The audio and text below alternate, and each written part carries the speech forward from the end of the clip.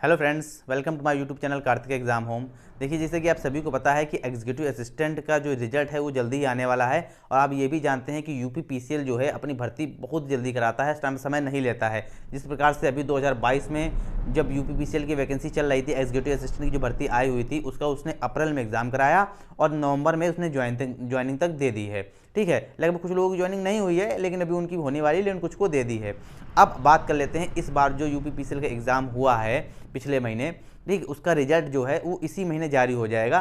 तो क्या क्या प्रोसीजर रहेगा, किस तरीके से चीज़ें रहेंगी, आने वाले समय में क्या करना है और क्या क्या कट ऑफ जा सकती है और क्या क्या होने वाला है, पूरा इस वीडियो में जान लेते हैं। समझ लीजिए, इंपॉर्टेंट वीडियो है, आपके लिए बहुत लाभकारी होगा अगर आपने एग्जीक्यूटिव असिस्टेंट का एग्जाम दिया है। चलिए आगे समझते हैं, वीडियो पे चलते हैं। देखिए रिजल्ट अपडेट में क्या है, ठीक है, रिजल्ट अपडेट में क्या है कि इस महीने मतलब दिसंबर माह में, दिसंबर लास्ट वीक तक आपका जो है रिजल्ट जो है वो जारी हो जाएगा। ठीक है, टाइपिंग अपडेट, टाइपिंग कब तक होगी, तो जैसे जैसे जैसे जब रिजल्ट जारी होगा ना, उसी के करीब 15 या 20 दिन बाद आपकी टाइपिंग करा दी जाएगी, क्योंकि इस बार भी यही हुआ था। अभी जो जो जो 2022 में जो वैकेंसी कंप्लीट हुई उसमें भी 15 से 20 दिन के अंदर में आपकी टाइपिंग हो गई थी। मतलब अगर लास्ट वीक तक रिजल्ट आपका जारी हो सकता है, तो आप ये 15 से 20 तारीख मान के चलिए, 15 जनवरी टू 20 जनवरी।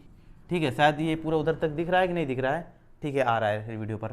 ठीक है, 15 जनवरी टू 20 जनवरी तक आपकी पूरी तरह एक जो टाइपिंग है वो आपकी करा दी जाएगी। टाइपिंग स्टार्ट हो जाएगी आपकी। हो सकता है कुछ शिफ्ट में कराई जाए या एक दिन में कराई जाए, एक दिन में हो सकता है ना हो, क्योंकि इस बार जो हुआ था वो करीब 2-3 दिन से लिया था टाइपिंग कराने में। इस बार भी हो सकता है 2-3 दिन ले ले। तो अगर मान लीजिए 15 से होगी तो 18 तारीख तक चलेगी, 16-17 तक होगी से शुरू होगी तो 20 तारीख तक चल सकती है। अभी मान के चलिए, ठीक है, समझ लीजिए टाइपिंग स्पीड और एक्यूरेसी। ठीक है, देखिए टाइपिंग स्पीड कैसे रखें, एक्यूरेसी कैसे रखें। देखिए, आपको ज़्यादा भड़बड़ाने की जरूरत नहीं है। जो लोग होते हैं सोचते हैं कि हम ज़्यादा जल्दी जल्दी टाइपिंग करेंगे तो क्या कहते हैं हमारी स्पीड बढ़ेगी, ऐसा नहीं है। आप कायदे से टाइपिंग करिए। बस आप ये समझ लीजिए कि आपको ये ज़रूरत ना पड़े, बैक स्पेस दबाने की ज़रूरत ना पड़े। ठीक है, आपकी एक्यूरेसी मेंटेन रहे। एक्यूरेसी का मतलब होता है कि आपके वर्ड गलत ना हो। आपके वर्ड गलत नहीं होंगे तो आप क्या कहते हैं अपने आप की टाइपिंग जो है वो बूस्ट नज़र आएगी और ज़्यादा नज़र आएगी। और आप देखेंगे कि आपकी जो नेट स्पीड है वो तेज़ उंगली चलाने के मुकाबले में आराम से और क्या कहते हैं सही टाइपिंग करने से के मुकाबले अच्छी रही है। ठीक है, तो आप ज़्यादा भड़बड़ाइए मत टाइपिंग करते समय, आराम से टाइपिंग करिए। बस ये देखिए कि आपको बैक स्पेस बार बार यूज़ तो नहीं करना पड़ रहा है। अगर बैक स्पेस से आप बच रहे हैं तो आपकी टाइपिंग अच्छी जा रही है। ठीक है, अब बैक स्पेस की बात कर लेते हैं। देखिए बैक स्पेस का याद आ गया तो बैक स्पेस की बात कर लेते हैं। एग्जाम में जब होगा, आपका जब एग्जाम होगा, ऑनलाइन टेस्ट लिया जाएगा, टाइपिंग या तो बैक स्पेस यूज़ कर सकते हैं, बिल्कुल बैक स्पेस यूज़ कर सकते हैं, बिल्कुल बैक स्पेस यूज़ कर सकते हैं, लेकिन पूरा बैक स्पेस यूज़ कर सकते हैं। ऐसा नहीं है कि आपने स्पेस दबा दिया तो इसके बाद आप पिछले वर्ड में नहीं जा सकते। आप जितना चाहो उतना बैक स्पेस यूज़ कर सकते हो, लेकिन आप कर्सर उठा के बीच में नहीं रख सकते हो। कहने का मतलब ये है कि इस तरीके से आप टाइप कर रहे हो, ठीक है, आप इस तरीके से टाइप कर रहे हो और कहते हैं आपने इस जगह पर गलत कर दिया है। ठीक है, और आप यहाँ तक आ गए, अब आपको पता चला कि यहाँ पर गलती हो गई है। ठीक है, तो अगर आपको आना है तो पूरा बैक स्पेस लेके आइए यहाँ तक। ये नहीं कि आपने कर्सर उठा के यहाँ रख दिया और ये वाला बैक स्पेस कर दिया फिर आपने सही करके आगे बढ़ गए, ये नहीं है। ठीक है, ये बिल्कुल नहीं है, आप समझ लीजिए यूपी पीसीएल में ये नहीं है। आपको पूरा बैक आना पड़ेगा। इस बार यही हुआ है। देखिए, मैं इसलिए ये बात बता रहा हूँ क्योंकि इस बार जिन्होंने टाइपिंग दी है मैं उनसे पूछ के ये बात बता रहा हूँ कि यहाँ तक आपको पूरा पीछे आना पड़ेगा। जैसे मान लीजिए आपने, जैसे आप समझिए इस चीज़ को, आप अगर आप नहीं समझ में आ रहा हो समझिए। जैसे मान लीजिए कोई आपने लाइन लिखी, ठीक है, कोई आपने ये लाइन लिखी हुई है इस तरीके से, और यहाँ पर आपने पाया कि यहाँ पर गलती कर दी, लेकिन आपने आगे तक ये लाइन ले गए हैं आप। अब आप बैक स्पेस आना चाहते हैं, बैक करना चाहते हैं, इसको सही करना चाहते हैं, तो आपको पूरा बैक आना पड़ेगा। पूरा इस तरीके से वर्ड काटते हुए यहाँ आना पड़ेगा, इसको काटिए फिर सही करके फिर आगे बढ़िए। ये नहीं कि आपने कर्सर उठाया और यहाँ पर रखा और पीछे बैक हो गए, ऐसा नहीं है। आपको पूरा बैक आना पड़ेगा। इसलिए इस चीज़ पर खास ध्यान दीजिए कि जब आप टाइपिंग कर रहे हैं तो आप ये देख के चलिए कि आपका टाइपिंग जो वर्ड गलत हुआ है उसको आप वहीं सही कर लीजिए। आगे के बात के लिए मत रखिए, वरना आपको पूरा पीछे आना पड़ेगा, आप उस वर्ड को सही नहीं कर पाएंगे। ठीक है ना, अब ये आप इस चीज़ को आप समझ गए होंगे। अब आगे बढ़ते हैं। कृतिदेव, देखिए कृतिदेव की जो टाइपिंग है, आपको पता है कृतिदेव टाइपिंग मांगी जा रही है, मंगल स्क्रिप्ट नहीं है। कृतिदेव टाइपिंग सरल नहीं होती है। ठीक है, तो कृतिदेव में टाइपिंग आपको सीखनी है। मैंने आपको बताया ना किस तरीके से टाइपिंग करनी है। ज़्यादा भड़बड़ाना नहीं है, ज़्यादा तेज स्पीड बढ़ाने के चक्कर में नहीं पड़ना है। अगर आपको टाइपिंग नहीं आती सही से, अभी आप सीख रहे हैं, तो ज़्यादा स्पीड बढ़ाने के, उंगली चलाने के चक्कर में नहीं पड़ना है। अभी एक्यूरेसी आप मेंटेन कीजिए। ठीक है, लेकिन कुछ स्पेशल कैरेक्टर हैं कुछ वीडियो में जो बनते नहीं हैं, कोडिंग के जरिए बनते हैं। तो आपको कम से कम उतने कैरेक्टर तो याद होने ही चाहिए कि आपको आराम से आप उसको उसके कहते हैं उस चीज़ को आप बना सकें। जैसे कुछ कैरेक्टर होते हैं जो नहीं बनते हैं वर्ड के द्वारा, वो कोड से बनते हैं। तो आप ये समझ लीजिए, जैसे क्रा है, ये क्रा है, ये जो का में जो रा की मात्रा ये क्रा बनाया गया है, रा वाला ये वाली रा बनाई गई है। तो ये ऐसे नहीं बनती, ये आपको आल्ट के साथ आल्ट वाली बटन दबानी पड़ेगी, लॉन्ग प्रेस करना पड़ेगा आल्ट का, उसके साथ में 2, उसके बाद उसके साथ में 0216। समझिए, ये क्रा में जो का वाली रा बनी हुई है, किसी में का में ही नहीं, किसी भी शब्द में आप बना रहे हो, ये वाली रा अगर आपको बनानी है क्रा वाली, तो आपको आल्ट के साथ में 0216 आपको दबानी पड़ेगी। उसी प्रकार जैसे कि ये ट्रा में टा की बात नहीं है, सिर्फ इस रा की जो बात है, ये रा जो लगी हुई, ये वाली जो रा बनी है, ट्रा वाली रा जो बनी है, अगर इस रा को आपको बनाना है ना, ट्रा में ये ट्रा वाली रा को बनाना है, टा की नहीं, क्रा, ये किसी शब्द में लग सकता है, ये टाई की बात नहीं कर रहा, टाई की बात मैं नहीं कर रहा हूँ, ठीक है।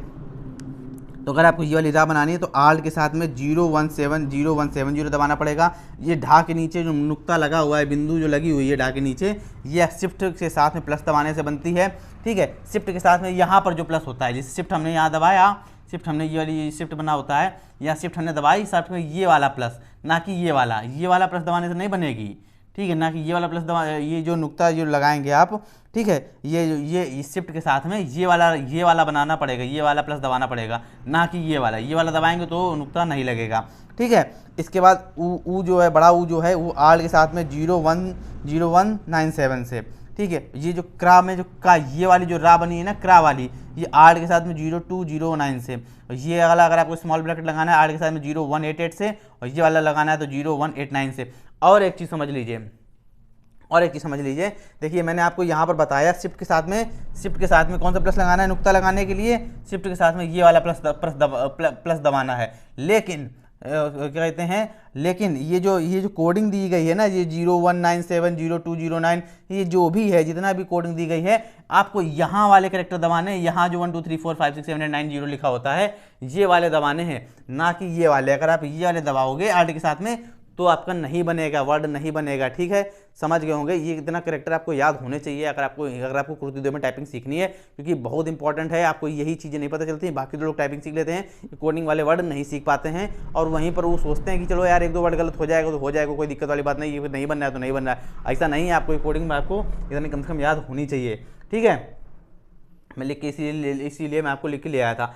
आगे बात करते हैं हिंदी टाइपिंग देखिए आपको 30 की चाहिए, इंग्लिश 35 की चाहिए।